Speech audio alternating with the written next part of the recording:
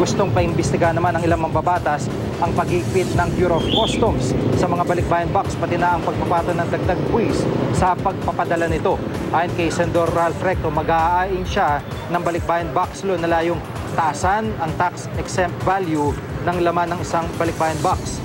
Mula $500, gagawin itong $2,000. Kailangan naman i-update ang bagong tariff rate ng kasalukuyang batas na ipinatutupad ng Customs dahil halos 3 dekada na mula nang ito'y unang ipinatupad. Git din ninabayan mo na Representative Nery Colmenares at Carlos Zarate bakit mag-iigpit sa mga balikbayan box gayong basta-basta nakakapasok sa bansa mga basura at kontrabandong galing abroad. Hindi naman natitinag sa pambabatiko si Customs Commissioner Alberto Lina, pero nababahala raw siya dahil nakakatanggap na raw siya ng mga death threat pati na ang kanyang pamilya.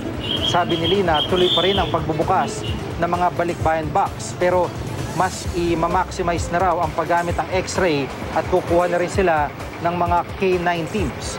Magbubukas pa rin daw ng 2 to 3% ng 400,000 balikbayan boxes na dumarating kada buwan. Sabi ni Lina, nagpapatupad lang siya ng batas. Ang papel daw ng customs ay sa inspection lang kapag may nawalang dapat daw sisihin ay ang freight forwarder dahil ito ang tagapangalaga.